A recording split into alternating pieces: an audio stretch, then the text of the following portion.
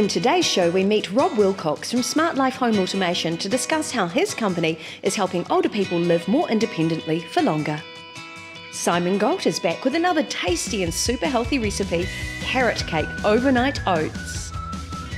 And finally, housewife of Auckland and cat welfareist Anne Beckley Burton is back to talk about choosing the right environment for your pussy.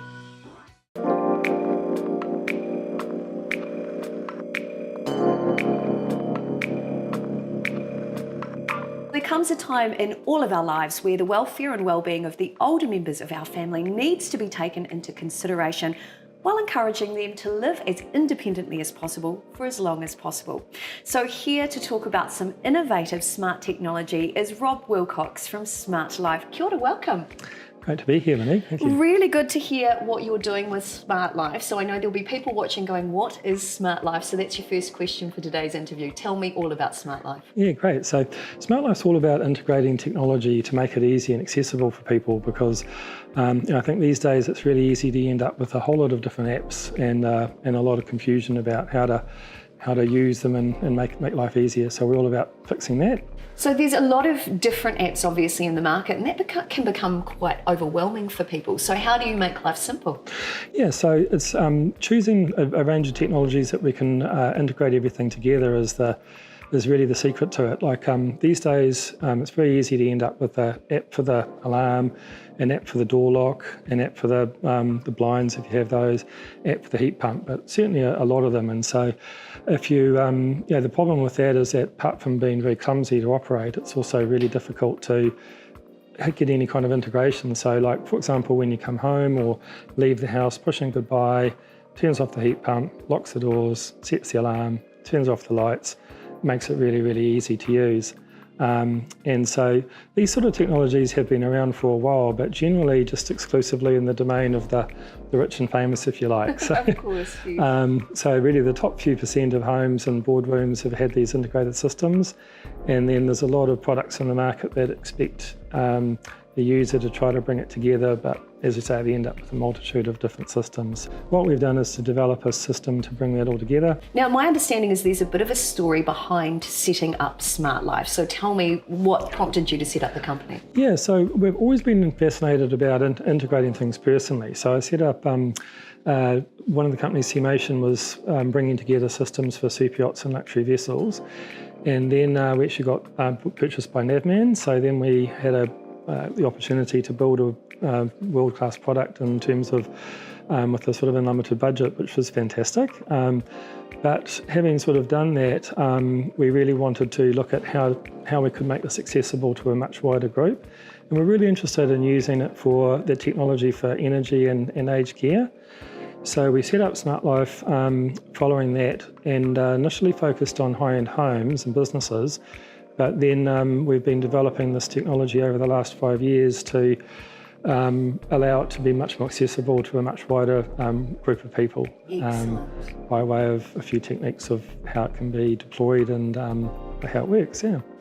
So you've created this new iteration of this company or this new offer, which is Smart Life Care, yes. Which is the ability, home automation, is it for older members of our family. Tell me all about that. Yeah, so initially we focused only on the older members, but it also is very relevant for people of all ages with things like dementia, blind and low vision, or other restrictions. But so there's a lot of products on the market where you push a button and somebody comes, sort of thing.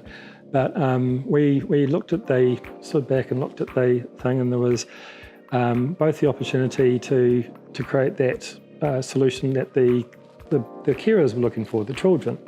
And so that started off around the passive monitoring so that the children would be alerted or the carers would be alerted even if nothing happened, if the person didn't push anything. Often they won't remember to do that, or they might be unable to do that if they've had a fall. So the system there detects a lack of presence, if you like. So we adapted the security sensors that are normally there to tell you when somebody's there when they shouldn't be, and we created the technology so that it creates a notification if there's no motion, for example, in the kitchen between 9 a.m. and 6 a.m. and 9 a.m. or in the lounge between 5 p.m. and 8 p.m. sends an alert, and then the family members can communicate with each other to see what sort of assistance could be provided. Perhaps one of them's going to call and that kind of thing. Wow. So that was the sort of base philosophy, but then we also wanted to use all the technology that we've been putting into these, luxury homes. So we chose affordable technology just to make it really easy to use. Things like my mum's getting older and by herself now, and remembering how to turn on the Sky TV and adjust the channels and everything was becoming harder. So now she can use Alexa or push a button on a very simplified remote just to get everything set up, and then that makes things so much easier. Also, sometimes if she gets stuck, we can actually control that remotely for her over the phone, turn on heat pumps or adjust the channel or put a favourite program on. What we can do now is we use the Facebook portal, and we can call her during the news hour, pause the news, all remotely, switch the Facebook portal on, call and initiate the call, and then you've got a life-size conversation in the room, which has been really fantastic, particularly over the lockdown. But a number of our other clients that have parents overseas and things like that have found that that's a really fantastic improvement to the communication flow. So have you noticed that being able to connect with her in this way has improved her well-being, her quality of life, her mindset? How have you seen that change her behaviour, as an example? Yes, I think that, very much just being able to reconnect or be connected, because that's how that isolation can be a really challenging sort of thing. So, the big focus there has been on making it easier to stay living longer from that point of view, but because that can be, much more cost effective and people are happier. The other angle is that we have with Smart Life Care is to provide that assistance and technology when they're in a care facility. So we also cover so it things integrates with that as well. into those facilities as well. Yeah, so that's something that we've been rolling out just more recently, but that allows them to integrate in with things like the nurse call system and the understanding that room occupancy, again providing that benefits of energy so that the rooms cool or heat hot without having to run everything all the time, and being able to control the environment, the things that become difficult as you get older, the blinds, the drapes, making sure that the lights are on when you need them and all that kind of thing, answering the door. We can apply so many of the technologies to assist in both those cases. Having older family members myself, they're fiercely independent, they all want to live independently. I know for a fact that in a few years' time some of them are going to need this sort of assistance. But let's talk about the intrusiveness of this. How do they still remain autonomous and have their own privacy in their own space? Yeah, so we worked in with some of the studies that were done by Massey University, and we linked in with the universities in Auckland and AUT to understand the sort of the lay of the land there. And absolutely, people do not like having cameras, being spied upon, all that kind of thing. So the system that we deployed is just, literally a security PIR type product. So, monitoring activity like the use of the fridge and the bathroom and activity in the night, doors and things like that is something that is really important as well. And but being able to do that in an unobtrusive way, as we develop the solution there, we'll make sure that we provide one of the features that's just coming out. Next week, we'll be able to use the Alexa to talk back. So if we do want to have a greater level of intrusiveness, if you like, then we can actually firstly provide the warning to the end user, hey, because there hasn't been any activity, if the clients want it, we can activate the video conferencing system or something like that to check, but giving them the option to prevent that, So those types of things are really important to provide that right balance between independence and So how does Smart Life Care roll out? My understanding from reading your website is that you have packages available. So tell me about those packages. Yep, so the first package we've got is got the 2 motion detectors and the panic buttons. And so we still have panic buttons, even though people often don't push them. And then there's the app that can be used by the older adult, but typically it's just used by the children and other carers. So motion detector in the kitchen, motion detector in the lounge, panic button in the bathroom, and then there's a pendant that they can wear optionally. So what happens there, if there's no motion, sets the alerts off. The alerts go out to the family members. They can actually use the in-app chat. So, hey bro, I'm busy, can you check on mum? Yep, gave her a call, she just slept in, all good, or that type of thing. Package 2 also has the ability to control the Sky TV, the TV itself, air conditioning, both remotely, and also has that Facebook portal video conferencing. So that allows the family or the older adult to easily control all these things with Alexa or voice commands, or from the app remotely. And even things like we can set it up that certain programs come on automatically at certain times. They're really, really good for dementia and that sort of thing as well. The system can also be, you can add on things like access control for the doors, because if you are going to ask the neighbour or somebody else to pop over if there has been an incident, it's great if you can turn the light on and unlock the door, and there's no sort of keys being left out and telling people where they are, and that creates the security. So they're very good with that sort of thing. And from that base system, people can add things like motorised blinds or lighting control, some of those very simple things, much more affordable than they used to be, and just making life easier for people. Well, Rob, I think it's absolutely brilliant. Congratulations on creating such a brilliant service for people who need it right now. Thank you. And if you'd like to find out more about Smart Life, you can head to their website, smartlife.nz. Rob, thank you. Thanks, mate.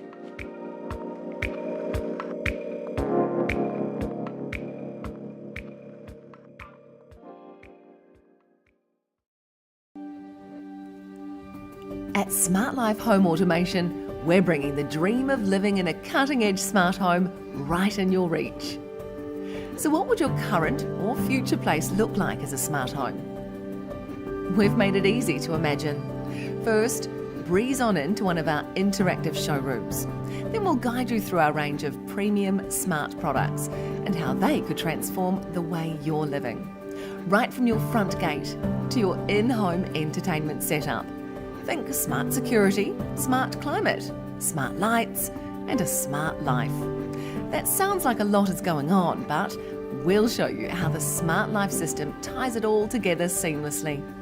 Then meet our app. That keeps everything easily in reach and simple to control. Whether you're after something that's ready to go at the flick of a switch or made to measure for a bespoke build, we're here to find you the smartest solution. So come on into one of our showrooms, ask questions, sit back and enjoy exploring what smart could mean for your home. Or if you'd like to learn more right now, visit smartlife.nz.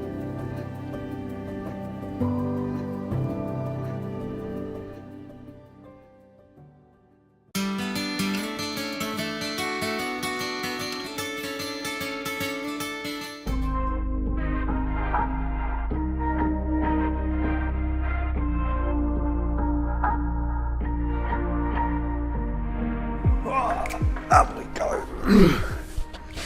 Hey everybody, overnight oats. Do you love them or hate them? What did you think of the pina colada oats this morning? The overnight oats. They're really good. Would you have them every morning? I might get a little bit tired of having them every morning, but I definitely like them. Do you like carrot cake? Yeah. Do you reckon we make a carrot cake overnight oats with no guilt? Check them out in the morning? All right, let's do it. Okay, carrot cake for breakfast, no guilt, delicious, and we're gonna put it together in a zippy. So let's get a cup of steel cut oats. If you want the recipe, that'll be down the bottom. You can just fill your boots. I'm using goat's milk. You could use a nut milk, but this is a beautiful new goat's milk available in the supermarket. I just love it, and it's good for us because it's an A2 milk. And I'm actually using Raglan coconut yogurt in here, and it's just 3/4 of a cup. We'll get that in, and we're also going to get a teaspoon of vanilla essence in there. There we go. 2, I'm going to put heap ones in, of shredded coconut. It's unsweetened. I reckon any carrot cake should definitely have that. So you could use pecans or walnuts. We've got some fresh walnuts that we've cracked. We'll get that in here. There you go, look at that. A little bit chunky. Tablespoon of chia seeds. They've got a lot of fibre, omega-3 fatty acids, protein, and loads of minerals and antioxidants. And goji berries. Instead of raisins, raisins are just grapes that have been dried out and they're full of sugar, whereas goji berries, Google search the health benefits for them. So good. And a little cinnamon, got to have that in there. It's just 1/4 teaspoon. It's good for helping lower blood sugar levels. Powdered cinnamon. Always make sure you buy from a reputable person for cinnamon, because sometimes cassia is sold as cinnamon and that's carcinogenic. So look out for a good cinnamon powder. Let's get a little pinch of ginger in there, just a pinch, because that's going to make any carrot cake pretty good, right? A pinch of nutmeg. There we go.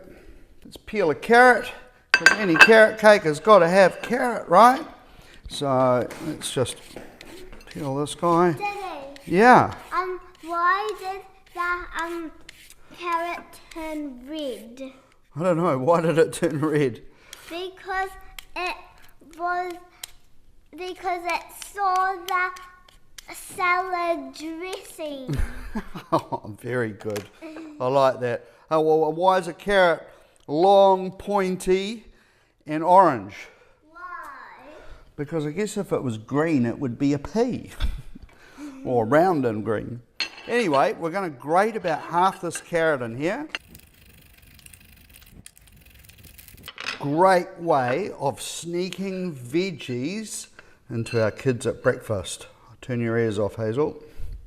My helper has raced out to get an orange. I'm going to get some maple syrup in. Now, 1 tablespoon is enough for me, but you could double that if you want it. We're not too big on the whole sweet thing here.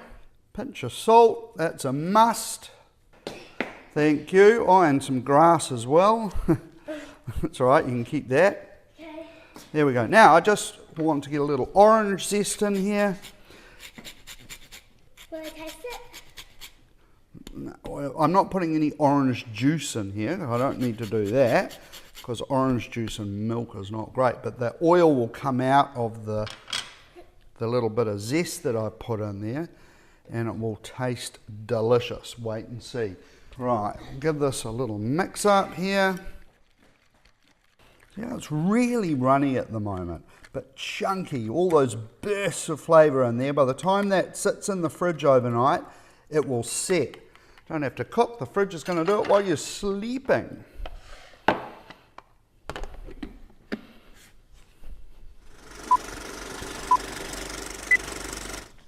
Here we go. It's set overnight, and you can see, look, it's quite thick now, which is good, and it'll still have a little bit of nuttiness. That's why I love using the steel cut oats instead of rolled oats, because rolled oats, it just goes really mushy. So I quite like that texture. Do you think you want it to be runnier, or do you like that texture, Hazel? What do you think? I like it like that. You like it like that? Because I had some milk here, so if you like it a little bit runnier, you could just add a little bit of milk to it now, and it'll make it softer and runnier. So let's put it together. Should we do the glass first? So we'll put some in the glass. There we go. This is a pretty funky glass, isn't it? Mm-hmm.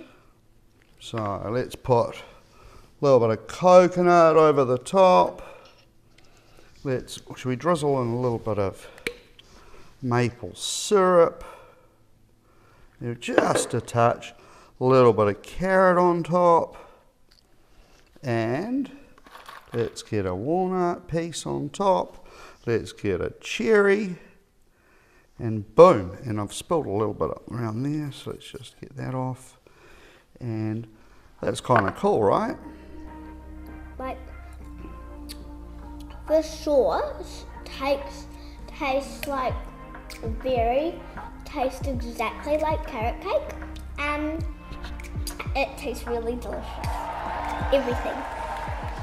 And there you have it. This is a perfect breakfast or first meal of the day that you can take with you to work. Just make sure you've got a airtight or good sealable container you can take with you to work. Hey, leave a comment what you'd like. I've done the pina colada oats already, or overnight oats.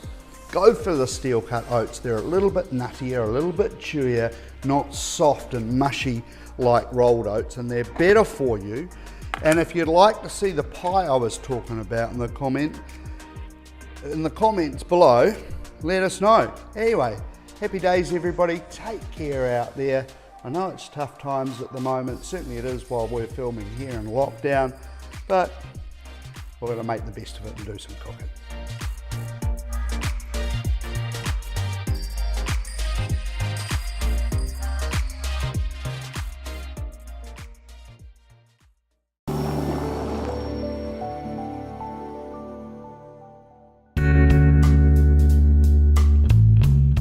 Ready to add value to your property and your life? If so, the team at Colonial Hot Tubs are here to help, using time-honoured craftsmanship that you and your family will love for years to come. Hot tubs are great for families. You'll have conversations in a hot tub with your kids that you'd never have in the kitchen or in the living room. You'll create, memories that'll last a lifetime.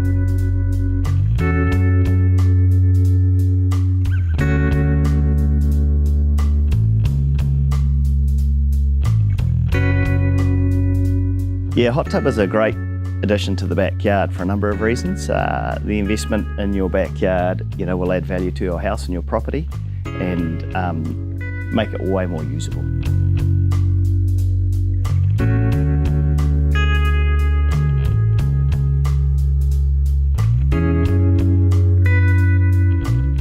One of our big things is attention to detail and service. So we will turn up and show you how to use your hot tub personally.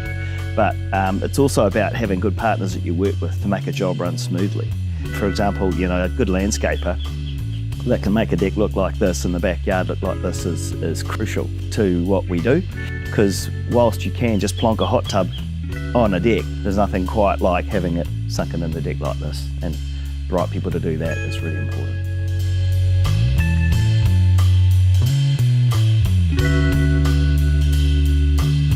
So a hot tub is a great addition and a great investment for anybody's backyard. We all know it increases our Kiwi lifestyle ability, it brings our families together, it has the health benefits.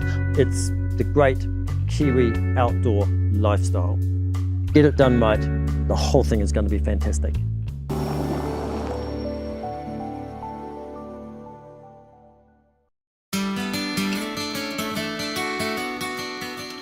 Hi, I'm at the New Zealand Cat Foundation at the moment in the weekend, enjoying all these pussies.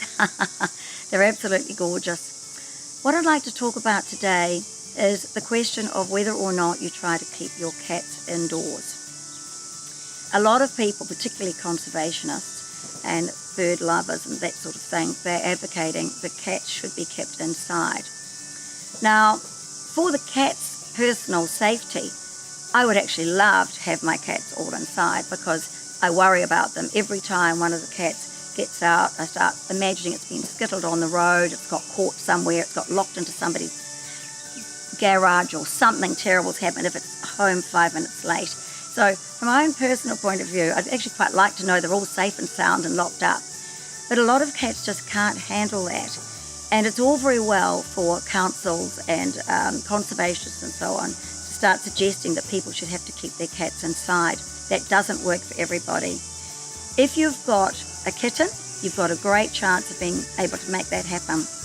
But it's very important that you keep that kitten cat entertained, you must be prepared to play with it, you must make sure there's lots of toys, there's lots of things to interest the cat. Otherwise, it's likely to have your wallpaper shredded and your furniture destroyed, which has happened in our house, actually. So that's fine for young cats that are brought up that way. For older cats, I actually think in most cases it's pretty cruel to lock them all up and not let them outside. And even if you were just locking them up for, say, the night, to have to actually get the cat inside before it gets dark is a nightmare. Imagine coming home from work, winter's night, and you're calling the cat, well, it's already out on the prowl, killing all the rats in the neighbourhood. Instead of that, you spend the night running around, calling, crying out, worrying yourself sick, wondering if something's going to happen to your cat because someone sees it as a pest and out on the prowl. So I don't agree with that in its entirety, but I do think if you have a cat at a young age and it's in an unsafe and exterior environment, that it's a good opportunity for you to train it up to be happy indoors. But it should not be made mandatory, that's for certain. Now, if you'd like to donate to our cause, please visit the website, the nzcatfoundation.org.nz. We need your help.